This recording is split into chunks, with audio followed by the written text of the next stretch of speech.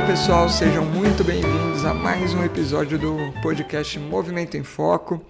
Hoje estou eu aqui, Franco Chamorro, e na minha frente, Cássio Siqueira, tomando a nossa aguinha aqui para falar de mais um desses assuntos que são uma baita dúvida para quem é paciente, que vem muitas vezes consultar com a gente. E quando a gente faz toda uma avaliação, toda uma investigação, o paciente se convence, muitas vezes sim, muitas vezes você ainda tem que gastar um pouquinho mais de saliva ali, entendeu? Beleza, a próxima dúvida costuma ser justamente o que a gente vai falar agora, que é: mas eu sempre fiz assim, Cássio, dá para mudar? Quando o cara é um pouco mais da zoeira, sei lá, ele fala: burro velho aprende lição nova.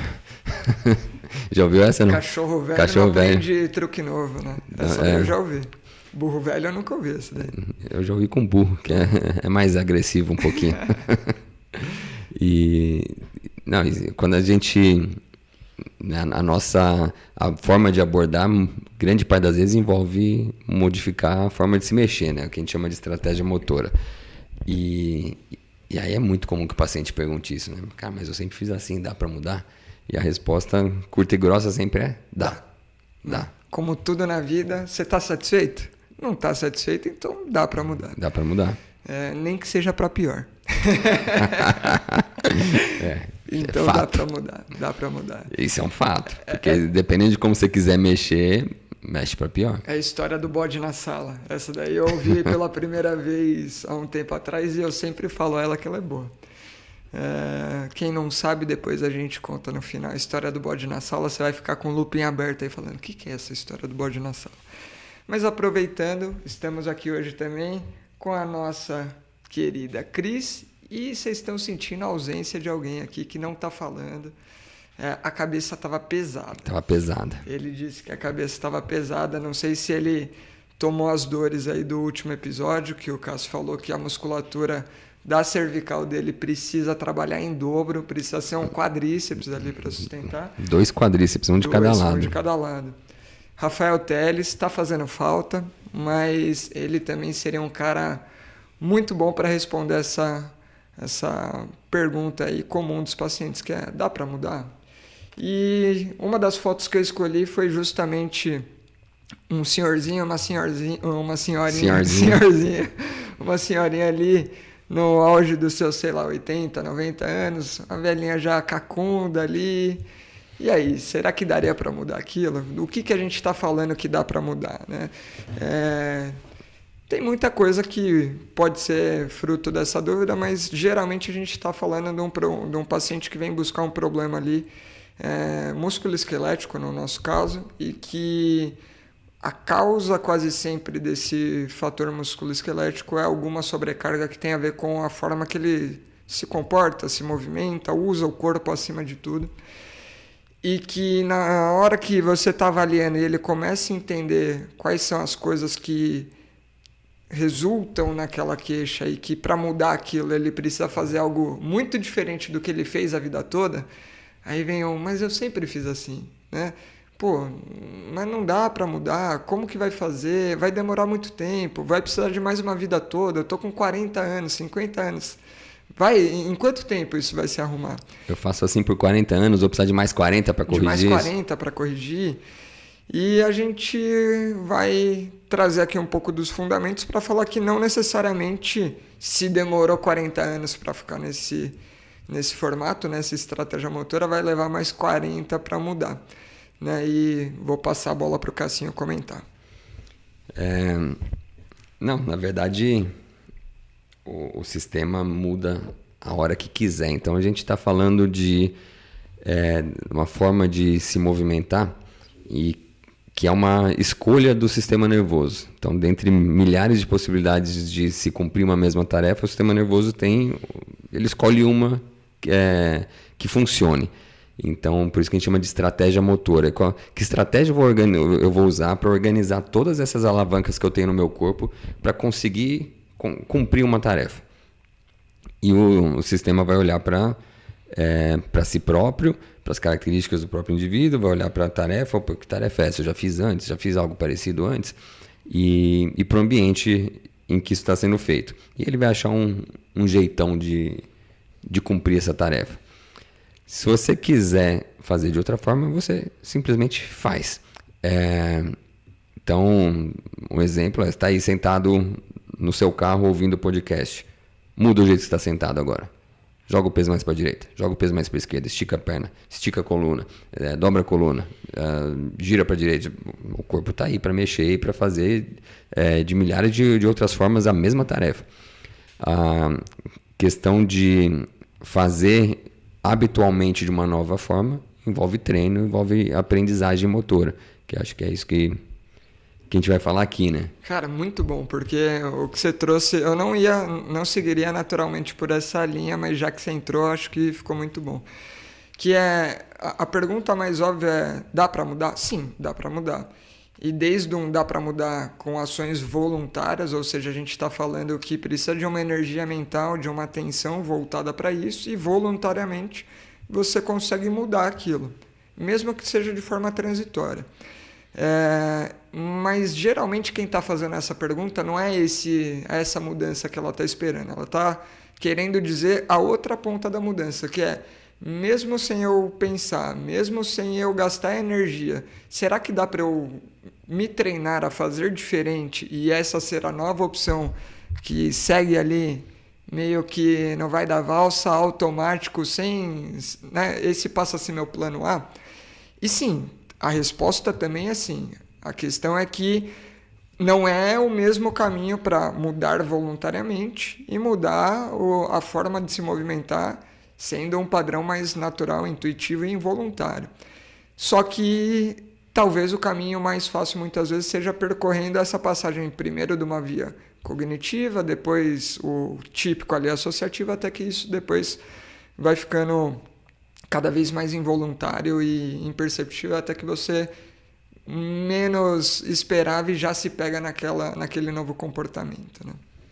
E eu estou pensando em dar até uma meia volta e um pouco para trás antes, que é a outra dúvida que costuma vir junto, né? Mas por que eu faço assim? Se o sistema nervoso tem que escolher uma forma de eu cumprir essa tarefa, por que ele não escolhe a melhor possível? Por que ele foi escolher outra? E aí envolve a história de vida de cada um e envolve um pouco dos hábitos da nossa sociedade moderna, né? A gente... Bom, se a gente começa bebezinho, sendo estimulado a se sustentar, a ficar de pé, a alcançar objetos, a andar... existe uma circuitaria pré-fabricada que nasceu com a gente que traz movimentos bons e que se esse período de estimulação ele é bem feito, natural, a tendência é que os movimentos sejam bons logo de partida, mas nem sempre. Então, você pode já ser mal estimulado de partida. E o sistema nervoso também não vai estar muito aí. Não estou sendo estimulado para fazer essa tarefa da melhor forma possível, mas vou achar de outra forma de fazer e eu vou cumprir essa tarefa da mesma forma. Só que a nossa sociedade moderna pega essa criancinha que está lá se desenvolvendo e brincando, interagindo com o meio e desenvolvendo naturalmente movimentos que cumpram essa tarefa, e a tendência é que sejam bons movimentos. Aí você pega essa criança e interna ela numa cadeira, né? Vai assistir a aula, vai passar 4 horas em sala de aula com comando do professor de fica quieto, se comporte. E isso só vai piorando ao longo da vida. Na adolescência é mais horas sentada. Hoje em dia, a criança, depois que sai da escola, o lazer dela também é sentada, é no celular, é no videogame. E a gente vai criando pessoas altamente destreinadas principalmente sustentar a postura. Sustentar a postura no alinhamento bom, usando os músculos adequados. E então a gente tem uma situação em que cronicamente as pessoas se movem mal. E um dia esse mover mal pode trazer alguma queixa. E essa pessoa chega pra gente com essa queixa, né? Eu tô com uma dor nas costas, para ficar muito tempo sentado, ou tô com uma dor no joelho para descer a escada. E aí na hora que a gente vai avaliar esse problema, a gente fala, ó, legal, deu para entender por que você tem esse problema, e a solução é mudar esse jeito de sentar, é mudar o jeito de descer a escada, é mudar o jeito de correr. E aí vem a pergunta, né? Mas dá para mudar? Dá. Como que a gente faz isso? A gente primeiro precisa entender se tem alguém falhando primariamente. Que a gente vai chamar de causa raiz. Então, quem é o elemento mais primitivo para dar esse controle que está falhando? Qual é aquele que eu vou precisar estimular para começar a funcionar bem e te permitir acionar, acessar esse movimento melhor?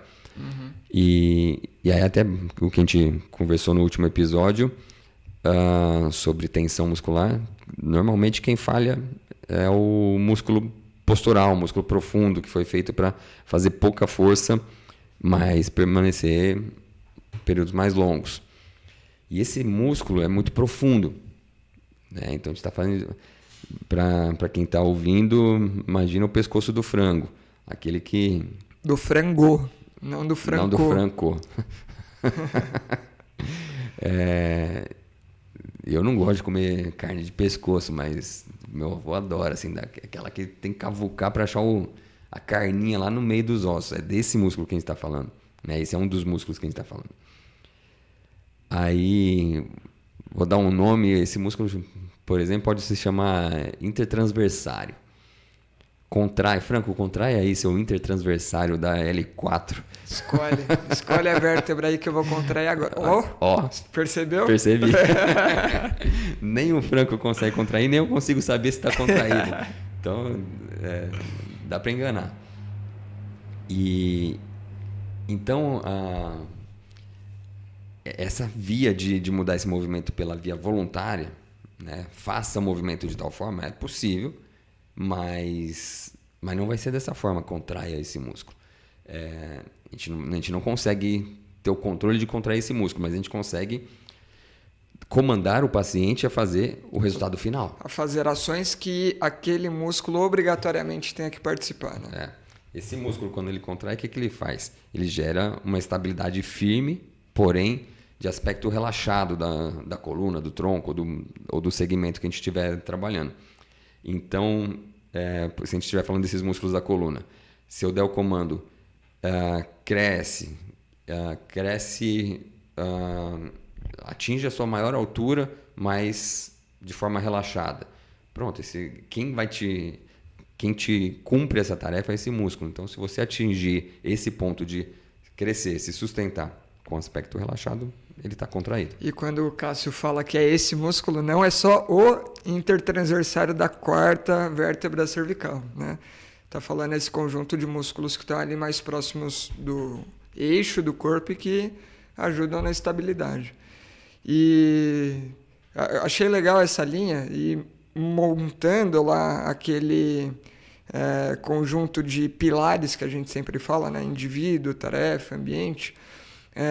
A gente sempre vai ter dentro desses pilares reforçadores e pressões para a pessoa se mover de uma determinada forma ou de outra forma. E são essas pressões que vão, no final das contas, criar ali na zona de intersecção o que a gente chama, né, de contexto funcional. E é dentro desse contexto que o sistema nervoso vai encontrar a melhor solução que ele tem disponível para cumprir aquela tarefa. O que não quer dizer que é a melhor... momento. Exato. O que não quer dizer que é a melhor opção overall, né? Então, o que eu quero dizer com isso? Num dia que você está cansado, imagina um dia que você acabou de vir de uma doença, sei lá, estava com dengue, que é o que estava pegando todo mundo aí nesses últimos tempos. Então, o seu sistema nervoso está computando esse estado fisiológico para concluir uma tarefa que, vamos supor, conversar aqui, passar uma informação no podcast, sentado um de frente para o outro. Nesse estado fisiológico, a solução vai ser uma, que vai ser bem diferente, muito provavelmente, da melhor solução possível, que seria num dia descansado hidratado, alimentado, sem estar com a doença, que provavelmente a melhor solução disponível vai ser outra, e que mesmo assim não é porque tem a melhor solução disponível que vai ser essa que vai ser a evocada. Então, para a gente entender um pouquinho desse balanço das pressões, porque são elas que a gente vai ter que mexer no final das contas, seja mexendo um pouquinho no ambiente, seja mexendo um pouquinho no indivíduo, seja mudando algumas características ali da tarefa para que a pessoa consiga executar aquilo de uma forma melhor e diferente daquilo que sempre foi feito. Acho que a primeira coisa que tem que ter na cabeça é: não dá para esperar que as coisas mudem se nada que anteceda isso mudar. Não tem como.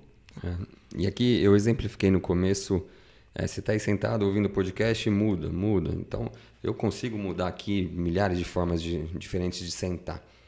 Mas normalmente, se a gente comandar a pessoa falando, faça da melhor forma possível.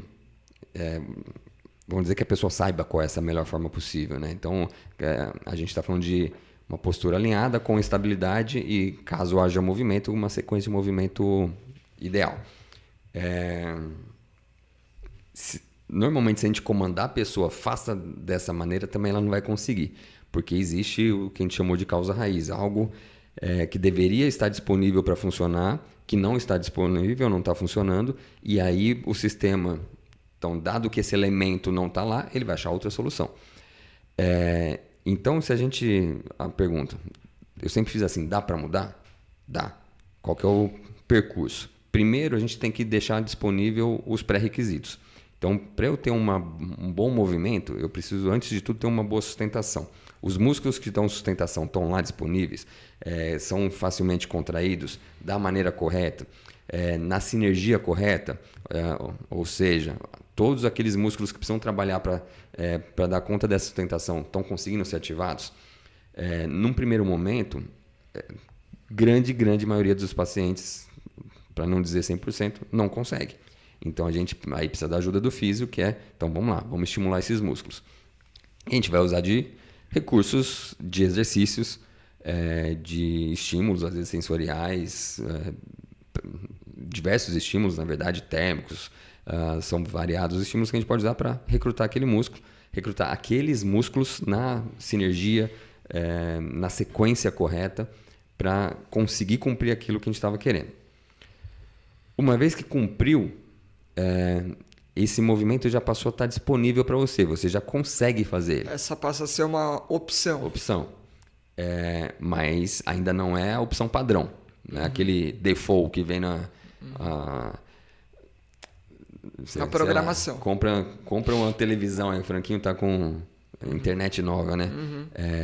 Já tem uma pré-programação padrão. Não é... Nossa, que exemplo bosta que eu fui dar, mas... não é o padrão. Não é o padrão. Não é aquele que você vai usar de primeira escolha. Mas tem lá. Tem lá. Por que não vai ser usado de primeira escolha? Porque tem uma outra muito mais treinada, muito mais disponível, muito mais acessível.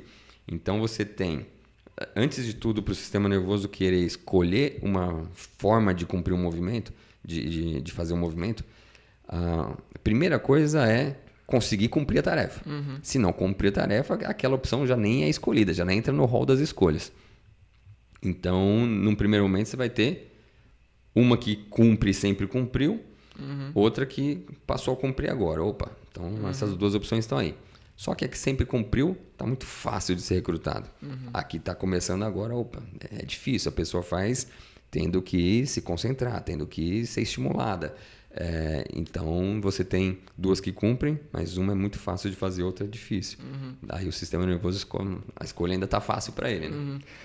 E acho que esse sistema de dificuldades, recompensas, ele que vai começando a balizar o que vale a pena e o que não vale. Então, nesse exemplo aí, você tem duas opções disponíveis, né? Uma que sempre foi feita, vamos chamar essa de padrão, né? O que veio de fábrica, né? Ou, para usar a linguagem do Fábio, é o plano A. É o plano A. Então tem o plano A, tem o padrãozão, que é aquilo que é fácil de acessar pelo sistema, cumpre a tarefa, mas tem aquela consequência que você está querendo se livrar. Vamos supor que ela te causa a tensão cervical. E aí a gente tem uma outra solução que também se tornou acessível agora, é possível, mas ela não é tão fácil de acessar, porque você precisa gastar um pouquinho de energia, atenção. Então, na hora que você foca, executa aquilo, maravilha, vai bem. Só que na hora que você tem alguma coisa que concorre com sua atenção, a tendência é perder e voltar para outra que é mais fácil de manter ali no segundo plano rodando. Porém, essa outra, que é o plano B que a gente está começando a falar, ela tem uma vantagem que a outra não tem. Uma estava te dando dor, essa daqui, apesar de consumir sua atenção, ela não te dá dor. Então já começa a virar uma concorrência justa, assim, tipo, beleza. Uma retroalimenta a outra. Eu tento ir para o plano B dá certo até um tempo em que eu me distraio, canso e volto para o plano A. Só que aí daqui a pouco, quando eu estendo o tempo no plano A, ele me cobra falando, opa, tá doendo, tá incomodando. Aí o que eu faço? Se eu usar isso como um alerta, como um gatilho de, opa, lembrei que não é esse daqui. Aí você volta pro plano B. Que aí ele volta a te aliviar a dor. Então você já tem um reforço positivo daquele looping negativo. E aí você passa a ter mais treino à disposição naquele plano B. Até que começa a ficar tão fácil um quanto o outro. Começou a ficar tão fácil um quanto o outro, e esse tem todas as vantagens, e não tem a desvantagem da dor, o sistema nervoso embarca e vai. Rapidinho. E acho que é bem por aí. Num primeiro momento, você tem uma que sempre foi usada e tá te dando um sintoma agora, contra uma que está num primeiro momento difícil e com uma margem de erro maior. Você não acerta sempre. Então ainda está meio desbalançado para o lado do que era o plano A, o que estava te machucando. Mas aí o lado cognitivo que te ajuda nesse momento, de ter aquela, entendi que aquilo que ele me explicou vai me ajudar, mas precisa de um pouquinho de persistência. Então, nesse comecinho precisa dessa persistência, precisa da atenção, é a hora que a gente fala que a dor vira aliada. A dor agora é um lembrete de que você tá indo para o plano A, vamos para o plano B. E aí você começa com isso a treinar o plano B. Então você vai repetindo, vai reproduzindo. E aquilo que estava fácil, aliás, que estava difícil e com margem de erro maior, vai se afinando e ficando com uma margem de erro cada vez menor e vai ficando cada vez mais fácil. Até esse ponto que você falou. Pô, os dois estão fáceis. Só que um traz consequência positiva, outro traz consequência negativa. Aí tá facinho para o sistema escolher, né? Aí o plano B começa a virar padrão. Mas ele começa a virar padrão até quando? Enquanto as condições ainda estão favoráveis. Se você começa a entrar numa situação de fadiga maior ou de até estresse emocional, ou de demanda atencional, já que a demanda era o que te tirava dali, né? Pô, a demanda atencional cresceu muito, aí talvez você volte ali para o plano A, mas dependendo num tempo de exposição que não vai ser o suficiente para gerar sintoma de novo. Né? Então você até faz, né, vamos chamar de movimento errado, esse plano A. Você faz o movimento errado, mas num tempo, intensidade não suficiente para disparar a dor. E então esse é o momento da terapia que já não está 100% modificado o movimento que a gente queria modificar, mas ele já modificou o suficiente, por tempo suficiente, para não trazer mais queixa. Legal. A partir daí, como é que ele vai se estabelecer? O plano B vai se estabelecer como o plano A. Utilização no dia a dia. Então, conforme isso for se integrando, e quanto mais se integrar nas atividades diárias, mais tempo você vai praticar. Então, no período lá de 16 horas que você está acordado, você passa mais tempo praticando, isso já é um estímulo de aprendizado. E o sistema, percebendo que isso tem utilidade, ele também reforça a fixação desse padrão. E num determinado momento ele passa a ser seu plano A, e toda vez que você vai cumprir aquela tarefa, você já está cumprindo no novo modelo e não no modelo antigo mais. Esse é o momento que a gente considera que aprendeu, automatizou. Agora você vai fazer desse jeito, esse novo movimento. Perfeito. Até é bem fácil começar a exemplificar, até se tem alguém aqui que é paciente e está com essa dúvida, dá para mudar? Dá, e eu vou tentar explicar até um pouquinho o processo típico da média, assim, né, das pessoas. O que vai acontecer? Vamos supor que você tem uma queixa, seja ela qual for. Aí você detectou que ela vem relacionada com um padrão, com um comportamento que precisa mudar, e você já sabe qual que é o fator, a causa raiz ali mais importante que precisa ser modificada para melhorar aquele padrão de movimento e, consequentemente, melhorar a queixa. Show! Como que isso vai ser feito? Geralmente, como você está ali com esse plano A muito fácil de ser acessado e precisa ser construído esse plano B, e vamos pensar que vai ser construído do zero, você vai ter que cuidar da dor em paralelo. Muitas vezes o que vai acontecer é que você está num cenário total de desvantagem, vai precisar de uma carguinha cognitiva ali, atenção, e no começo tudo é muito difícil, a tendência é que você erre mais, né? E tenha mais variação, acerta, erra, fique mais inconsistente. Geralmente é bem importante que nesse momento a gente na físio, quem estiver te treinando, te ajudando a melhorar esse padrão, aproxime os contatos para quê? Já que você tem dificuldade sozinho, opa, vem aqui que eu vou te ajudar, vou facilitar a sua via, eu vou construir esse caminho meio de mão dada com você. Com exercícios mais simples, com uma progressão mais degrau a degrau, bem devagarzinho. E aí, conforme você vai pegando, vão sendo liberados exercícios, geralmente no maior desafio que você consiga cumprir. Não é o maior desafio, é o maior desafio possível.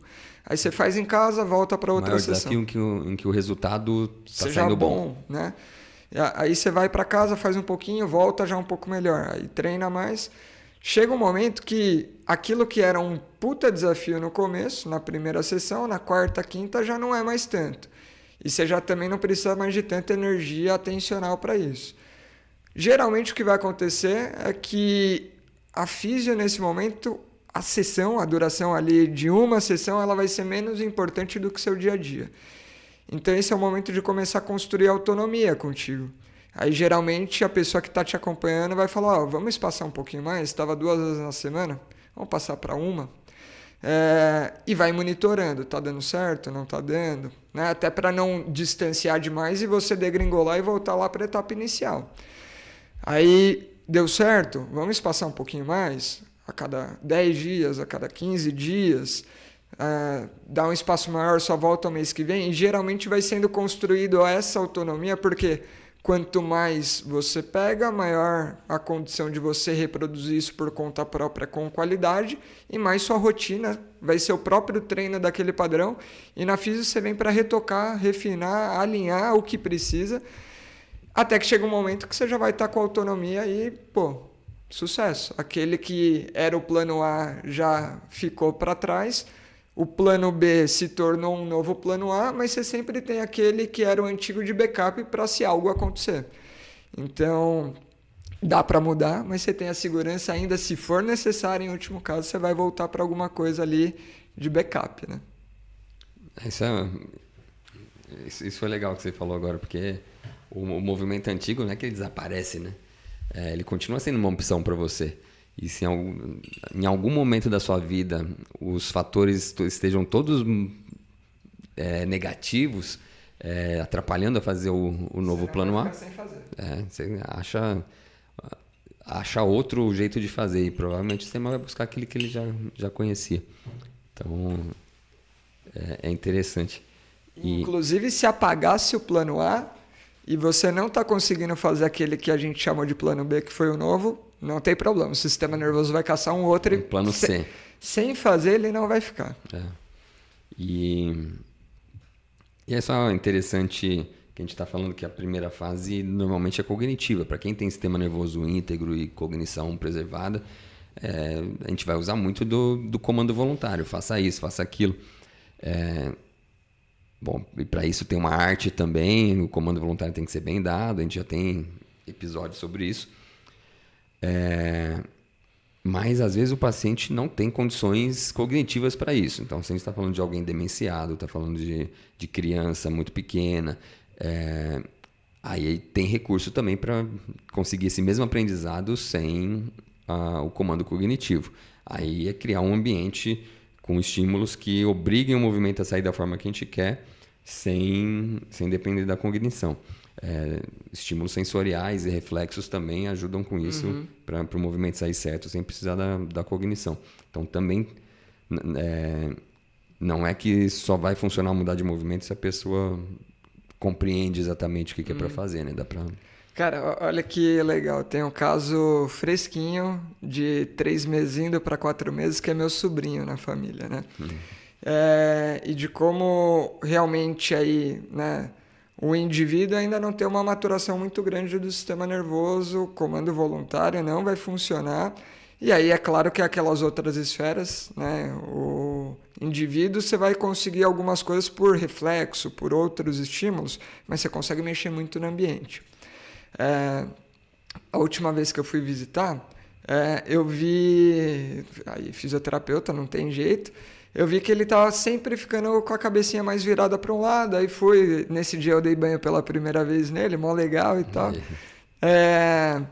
Seu irmão deixou? Deixou. A cunhada deixou? A minha cunhada devia estar tremendo, mas meu irmão foi ali junto e tal, não sei o quê.